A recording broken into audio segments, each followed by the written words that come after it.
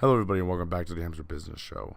My name is Chris Pastrana, and today I'm here with Rob Zimmerman from Zimventures. But before we get going, I'm going to do a quick word from our sponsor, Gold Star Referral Clubs. If you own a business, you know that referrals are key to business. And in Gold Star, you will build your business through referrals with one of our groups here in Southern New Hampshire. There's quite a few groups to choose from. I think there's 4 or 5 of them right now. And it's a great way to build your business and take yourself to the next level. So if you're interested, check them out at nhbusinessshow.com/goldstar and get started today. So welcome to the show, Rob. Good, Chris. Thanks for having me. Yeah, no problem.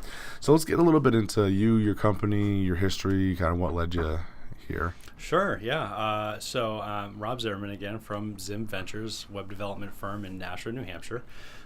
Solo one-man operation. I've been doing the web development part of Zimventures for coming up on two and a half months now. It's funny that the word Zimventures, ventures implying more than one. This is not my first gig with Zimventures. I'm kind of got a little entrepreneurial spirit. I've done several things over the last 5 years. Zimventures has actually existed for a long time as an LLC within New Hampshire.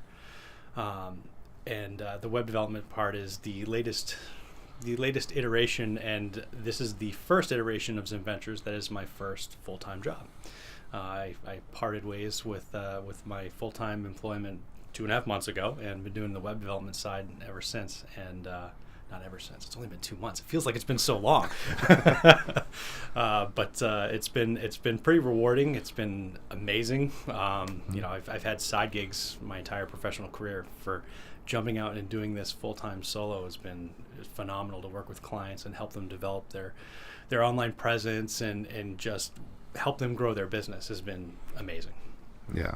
So what got you into web development? Because I know personally for me, and if it's not like Wix or something like that, I'm not getting into it. Yeah. Because I can't do that type of stuff. So what led there? So I've been in the software development industry for 20 years. Various networking companies and coding, quality assurance, the whole life cycle. So I'm a tech guy, and my friends and family know I'm a tech guy. Hey, I know someone who needs a web page, just side stuff all the time. I've been doing web development forever since, HTML had the awesome marquee flashing, in your face stuff. Just, the web's been had quite a nice evolution. So, all along the way, I've been doing web development, and let's rewind 5 years actually. The first iteration of Zimventures was a golf ball company. I actually designed and through a contract manufacturer sold golf balls. I'm a huge golf nut, like big. I play competitively in New Hampshire. And Nice. so for whatever reason, I thought it would be a great idea to come up with a golf ball company. And we actually did really well. So I still have my full-time gig, but I'm a software guy, sit in a queue all day, write code. So I had to put on a marketing hat. I had to go out and sell. I had to do online advertising, social media management, and it was an entire new experience for me, and it was fantastic. Oh, and by the way, I had to do web development stuff too, because we sold mostly almost 90% online. So I got into the e-commerce side of things, and it was just a crash course in business management. It didn't pan out. It lasted 3 years. We did pretty decent. So then you fast forward to now, and it's like I've got this skill set in place where I've got I can do marketing. I've got a technical background, the web development side, photography. It was just an amalgamation of all these skills. I'm like, it just makes sense. And I had a backlog of customers or people in the background. Hey, can you do a website for XYZ? Some mechanics, plumbers, just service-based industries. I'm like, I've got a client list. I've got the talent. I've got the drive. Make the leap. And I did. That's pretty cool. So, where do I begin with this? So, as fast as the internet is like developing and changing and websites are becoming more and more complex, how is it keeping up with like that? With all the new tools and accessories and all just the stuff that comes with, creating a website? To me, as a tech guy, that's the fun part. I love the change. I love the evolution. it is a lot there. In particular with websites, there's two aspects. There's the technological side, but there's also the design side. There's design trends that come and go. Keeping up with those is just as important. A lot of the folks I contact right now, I say your website's kind of collecting dust, if you will. It looks like it's fresh out of 1999.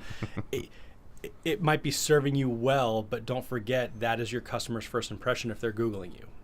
So, it's like, hey, it's a little bit of keeping up with the Joneses, but you've got to do the due diligence to actually keep it fresh and keep up with the current design trends. There's a reason we're not all wearing bell bottoms right now. They're just not in vogue. So you got to keep up to date. But the technological side is really amazing when you start talking about like the evolution of mobile, the how pervasive it's become. Yeah. You look at some of the statistics of where people are browsing from, and the percentage that are coming on non-screens, non-monitors is phenomenal. And it's another thing I talk to a lot of clients about. It's like, your website was designed for, a certain resolution on a monitor. Most people are going to come to your site through a phone. Guess what? If your website doesn't handle it, they're zooming in, scrolling around, trying to look at your full-size web page on your phone. And that's, there's been a lot of technologies that have come recently to help adapt for that, to make responsive websites. So the combination of the design and the technological side is, again, like I said, it's fantastic for a tech nerd, a design trendy guy. I love keeping up with all that stuff. And that's where I bring value to my clients, is staying on top of that sort of stuff and presenting those options. So yeah, it's fun. Yeah, definitely. And you bring up a good point about mobile, because I spend a lot of time on a computer, so I don't see it as much, but I know that is a trend, because I look at the analytics and all the stuff on the back end of even my own show, and mobile is huge, and especially on social media. Like, social media is just inundated with mobile, and like Instagram, which is only mobile. Yeah, exactly.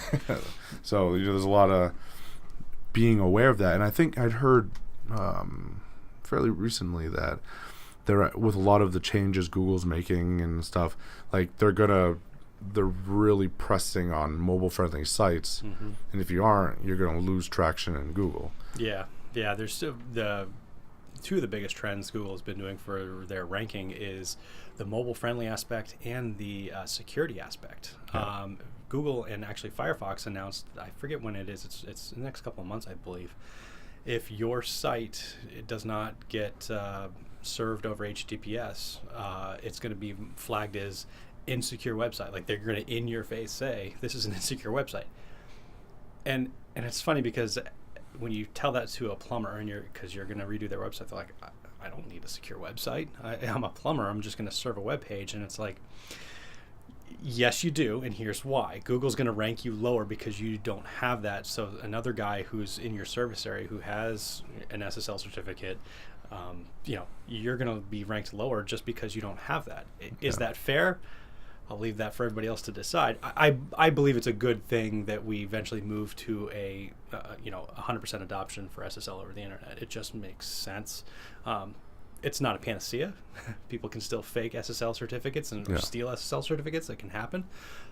But it's something that needs to happen. And like you said, the mobile side, you have to have it. It makes sense for Google to rank you lower if you do not have a mobile-friendly website. Because if I'm browsing for my phone and I search for electricians in Nashua, I want to make sure that I'm going to end up on somebody's site who's going to look good on my phone. It's just a better experience for me as a consumer. So it makes sense.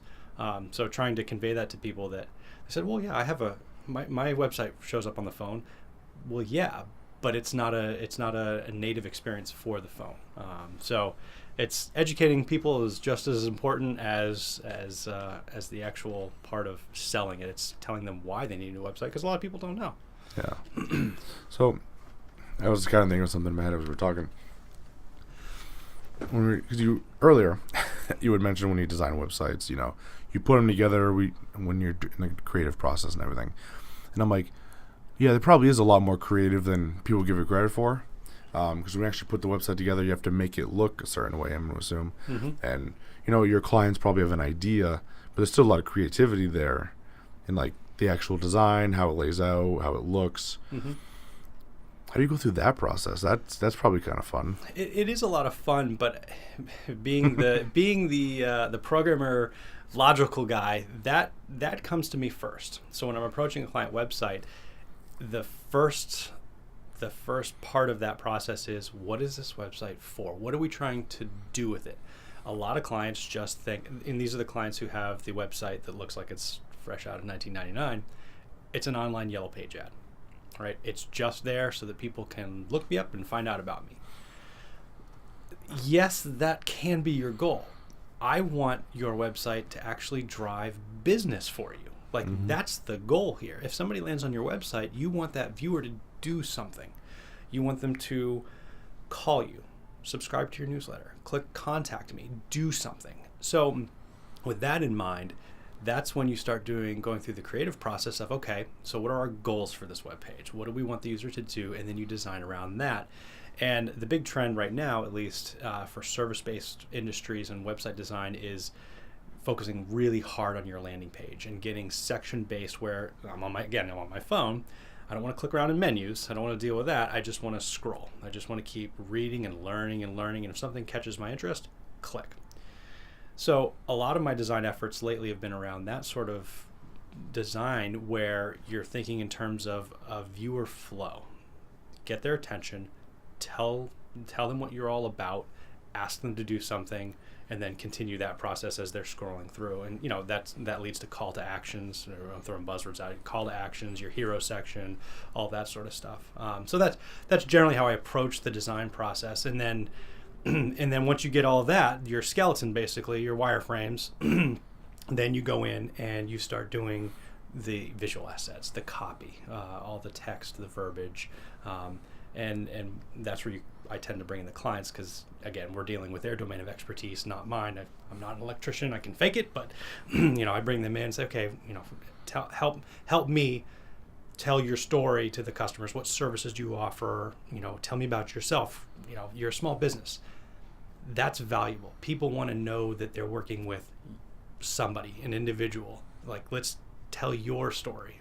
That's just as important as, you can upgrade my panel from 100 to 200 amps. Yes, that's what I want. But it's nice to know the story behind the business. Yeah.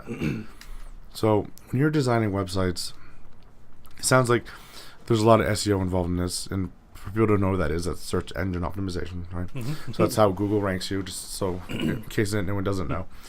Now, are you designing websites with SEO in mind? Is that kind of part of the process? You have to. Yes, you're going to submit your site to Google. You use sitemaps, and you're going to push that up to the Google Site Manager so it knows, okay, I'll index you. So it'll go ahead and the Google bots will do their thing and scan your site. But when they scan your site, they need to know what you're trying to convey to readers. What do you do? Where are you? When do you do it? Those are really important things that you need to convey on your website. So this all comes back to, and everybody knows this, the keyword buzz. What keywords are you focusing on for your web page? And for a landing page, it's tough because you're covering a lot. You're basically covering everything you do. You're trying to condense it into one viewer experience. So, I do focus a little bit on SEO for the landing page, but once you get off the landing page, once somebody clicks on, let's go back to the electrician example, one of the services they may offer is home generator installation, like an external, outside, whatever. You have a button for that on the main page, and you click on it, and it takes you to another page that's dedicated just to that. And that's where we get into the SEO optimization of, really focusing on keywords. Let's just say Southern New Hampshire, generator installation, a home backup system, whatever the keywords are that are relevant for that business. Then you start writing copy that is very specific to that, that's very Google search friendly, formatted correctly, links out, links in. It's all the stuff that you want to do to basically make Google happy. Yeah. Cool. So that does sound like a lot of work for one person to do by themselves. Well, in particular, if you're wearing all the other hats of the business owners, again, rewind to my time as a golf ball company. I'm trying to focus on my sales, development, marketing, and by the way, I also need to do all this stuff for the web page, the SEO, the marketing, the design. That's a lot to do, and I've worked with companies who have tried to do that and said, you know what, I tried, it didn't work. Let's help. Let's bring you in to help. And my thumbs up to anybody who can pull it off. It is maddening, but in the end, you really want to focus on your sales channel and your area of expertise or your domain expertise, which I'm guessing 95% of the time isn't web design. But some people can pull it off, and my hat's off to them. I worked with a company last month, and they did their web page on their own, and I said, it's okay, it's functional. You really do need to do some SEO optimization. Your image assets aren't that great. Out of curiosity, how long did this take you? And she said 40 hours. I'm like, that's a lot of time.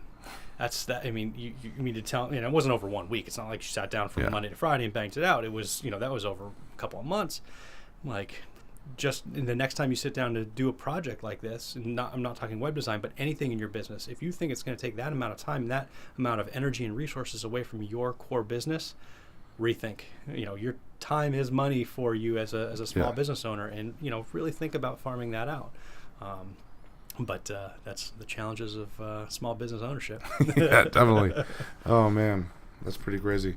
Because I have a little website. I mean, it's actually, if you look on the back end of it, it's much larger than it looks. Yeah. But it's just very inefficient. So I can totally understand. Like, I can understand the balance of, well, I don't want to pay for a huge thing over a stupid it's not Wix, but it's similar. Yeah. So, but it's like, oh man, but it's so inefficient for what I want. And but I get that.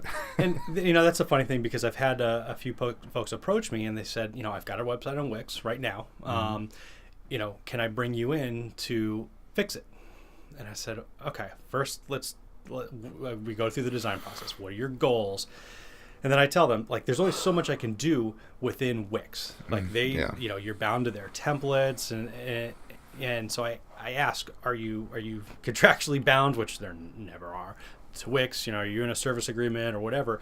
And then let's talk about how we can greatly improve by getting off of their platform and pulling it in. And I tell folks right up front, don't get scared about price. A lot of folks have had some bad experiences with agencies, right? They go to these marketing agencies where they're soup to nuts, just complete marketing solutions. So they'll do your social media, your print advertising, your website design, everything. And it's more expensive, obviously. I mean, they've got sales guys, they've got a graphics design team. So a lot of small business owners, that's their first experience with a web design company, and the sticker shock is phenomenal. And so I say, I'm not an agency. I'm not going to charge you agency rates. Let's bring it down a little bit. And that softens it a little bit. Folks are a little more receptive to the idea that, hey, maybe I can source out my website, and it's not going to cost me, 3 months worth of revenue. Oh yeah, 'cause that's the fun part, revenue. Yeah, you got to make money, right? Yeah. Okay. So let's jump. I'm going to jump onto the sponsors here real quick for a quick little 6-second thing. And then I'm going to move over to the tips and tricks section. So we're going to get a little more into some advice for the audience and stuff, and then we'll move on from there. So we're doing something really fun here on the New Hampshire Business Show. I'm doing a weight loss venture. So partnering up with Ideal Health to go on their program, lose weight, get back in shape, all that fun stuff. So you'll be able to watch that here on the New Hampshire Business Show as I progress through the program. We'll be doing weekly updates, some promos, things like that. And it's going to be a lot of fun as we see me go from my current position down to, my goal weight, which is about 130 pounds less than where I am right now. So if you're looking to, change your life for the better as well, and you want to follow along with me, head over to nhbusinessshow.com/ideal, and we can all get started together. It's going to be a lot of fun. I'm excited, and trying to get back down to my army weight, not my post-army weight. Okay, cool. Now we're back. Boom. Love commercial break. Yeah, exactly. It's perfect. So, okay. So you mentioned a couple things, and I'm just kind of writing as we go here. You're talking about reaching out to Site Manager for indexing on Google. Mm-hmm. Now, I know that's not really it is kind of a website thing, but that would probably confuse a lot of people. Yeah. So do you want to just really quickly go over that little segment of it? Sure. Yeah. Anytime you have a website, Google needs to know, obviously you go to yourwebsite.com. Google knows about that. It's going to index that page, and then it's going to try to follow the links that are on that page. Sometimes you have pages where the links don't necessarily go to that page. It's basically a standalone page. That's a really good use case for if you have a newsletter and you've got a specific blog post that's really only pertinent to that one, the newsletter. It's an article about something. So then you throw up that page, you link it over. It's kind of straight in its own little world, but you know what? Maybe you would like Google to index that because it's valid SEO content. Say, again, go back to our electrician example. You wrote a blog article on how to properly wire can lighting in the ceiling. So really unique content. You hit those keywords, but it's not linked anywhere in your webpage, but you want Google to know about it. What you do is you create a piece of content called your sitemap. It's a XML file which Google will look at once in a while, and it's basically Google's map to know what web pages it should go to on your website and index. And there's various ways to generate your sitemap. You can do it by hand. I don't think anybody does that anymore. Most website platforms have some sort of plugin or will generate it for you. But that's really, it's an invaluable piece of technology that a lot of people forget about when it comes to Google and Google learning everything it needs to know about your website. All right, cool. So, okay, fun one. So we were talking about like at Wix and your other copy paste kind of websites versus custom. Yep. So when should a business decide kind of what route's best for itself? If you're just getting started, you have $0 in revenue, don't pay a dime to a web design company. And, that's me pointing the gun at my own foot right there, obviously. But, I wouldn't want a client to come to me who doesn't really know. They don't have their business model nailed down yet. They don't know their client customer base yet. They haven't really fleshed out a sales funnel yet. So how can I bring value and help you design a web page for your clients and to really rope in more clients when you don't even know your clients yet? So going after the Wixes of the world and just throwing something up there to get it up there, to get your name out there, by all means, do it to get started. Once you get to the point where you've got revenue coming in, you know your clients, you know your customer base, you know the folks who you should be selling to, then it's time to restart. Start thinking about your website.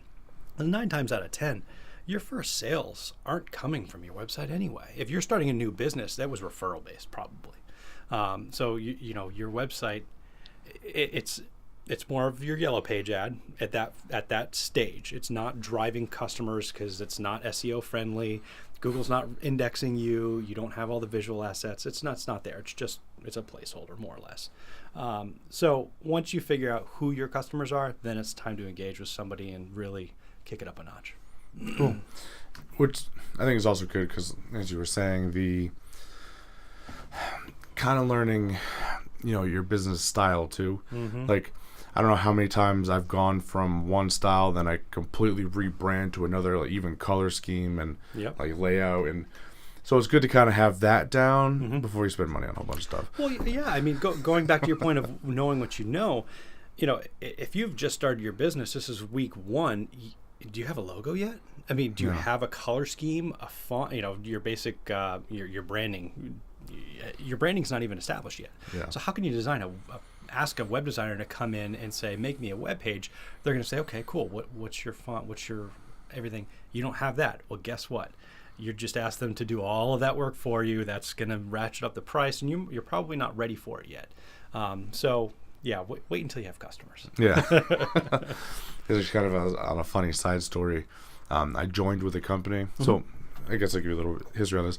We were in Afghanistan, and then I met a dude over there who was kind of a contractor. Yep. And he was talking about starting a website. He was starting a new company. And I had just started my little website on, it's on Siteblog. It's kind of like Wix type thing. Yeah. So I'm on this little thing. It's like $10 a month. It's super cheap. And for my new business, and then his new business, he dropped, it was like 20 grand for a huge website, super customizable. E-commerce? Yeah, he has some commerce stuff, Okay, but yeah. he did what was it? Like budgeting, financial stuff, that type of company. Okay.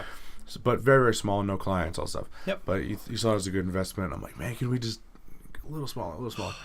And ended up not working out, and that's a huge loss, over time. When I'm like, maybe if you had started with a smaller website like mine, and you kind of build from there, then you grow up to the other one. So focus on revenue. I mean, this is business 101. This is not web design specific. This is business 101.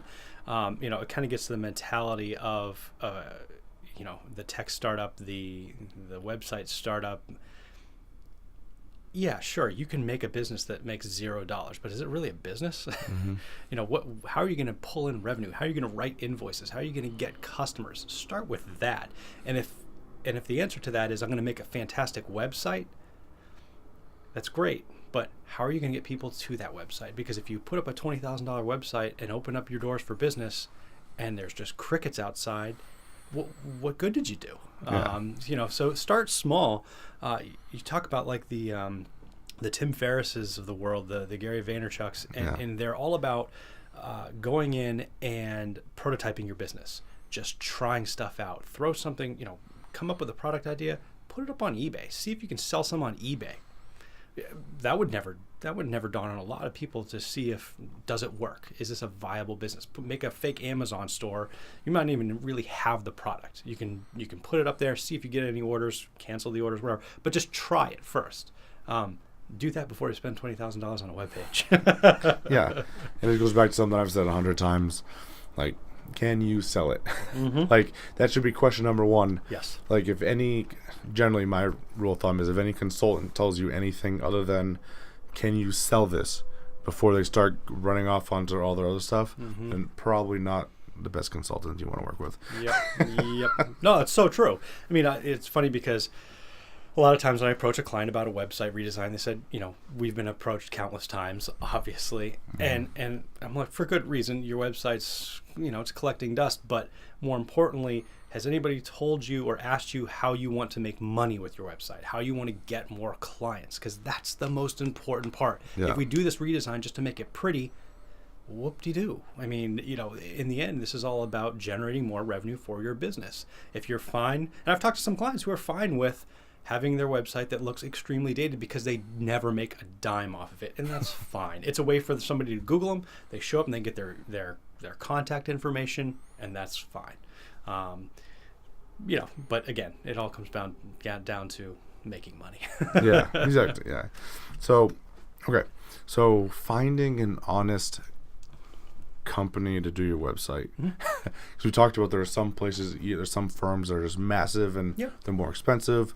And then there's some smaller ones. I actually know of an individual who had paid someone to do the website, and then now the website's not going to be done. They're out all the money. So finding a reputable person to kind of work with your website. Do you have any good tips for that? Well, I think a lot of it depends on where you are with your business. If you're a multi-million-dollar company, chances are you're not going to talk to somebody like me, an individual, because it's probably a big project, right? So right off the bat, that means probably if you're listening to this, watching the show, listening to this podcast, you're a small business owner. I would stay away from the large agencies because there's a premium that comes with that. So that means you're going to work with the individual small 1-2 man shops. Make sure they have referrals and a portfolio that you can look at. Make sure that they've done it for a while. I mean, I'm only a 2-month-old shop, but I can show that I've been doing it for 18 years. I've made websites. I've got a technological background. And then the most important part, make sure that your deal with them is structured such that you're not floating a bunch of money up front for the job. Don't pay them until it's done. Get what you paid for. But again, that's not specific to websites. That's business 101, right? You're not going to pay the invoice before the thing even hits your dock. So, like I try to structure all of my invoices for a little bit up front just to show that you're committed to the project. Because on my end, I don't want to make your website and the person goes, I'm good, thanks. And then I'm out from my side. So make sure the deal's structured so that both parties are okay with it. And more or less, make sure that you're never just doing a phone. Talk to somebody in person. Yeah. Don't just do it over the internet or over the phone. Meet the person. Make sure that it's a legitimate operation. I try to meet with all of my clients in person. I do meet with all my clients in person. Go to their business because I want to learn more about the business as well. Yeah. One of the clients I'm meeting actually later today is an e-cycler. And I met with him a couple weeks ago. What a cool business. It was neat to just to learn more about it. They do data recycling, data wiping on hard drives and stuff. And it was just neat to learn all about that. Yeah. So make sure you meet the person who's actually going to be behind what your website is. All right, cool. Awesome. That's some really good advice. Okay. So as we get running to the end of this, is there any good resources for people who are running a website, having some troubles, looking to do something? I would say if you're a small business owner, your website's not where you want it to be, reach out to other people in your network before you Google anything, before you start searching for, New Hampshire web designers. You can do that, and that's fine. You're going to get a lot of entries, but how do you sort through all of that? You got to start reading reviews. You got to start looking at their work. I would just say, ask your fellow, anybody in your network, who did your website? Do the referral-based thing, because it's a much better way to do business than just, you're basically the other end of a cold call. You're looking for an agency and you're just going in blind. No, go ask somebody who's in your industry, hey, you got a decent website, who did it?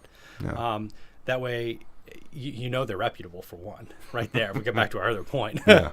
And chances are they're going to be able to help you out before you even talk to them, kind of give you a hint on pricing, what they did for you, how the design process was, how did it go, are they good people to work with? So I'd say reach out to your peers. All right, cool. Awesome. So how do people get in touch with you? So you can hit me up on the website, Zimventures.com. I am all over social media. I do like social media.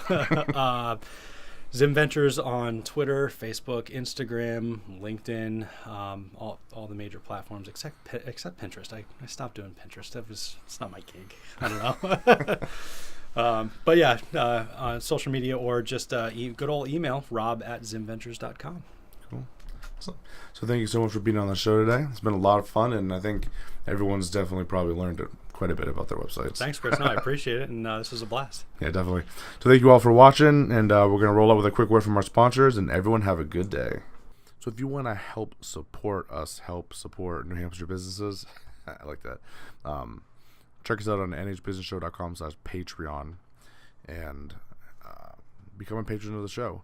Now, if you don't know anything about Patreon, it's where creators like myself can ask the audience, or my fans, whatever audience, I'll take audience, to help support the show through small increments. You can come in as low as $1 to really help support and push New Hampshire businesses to the next level.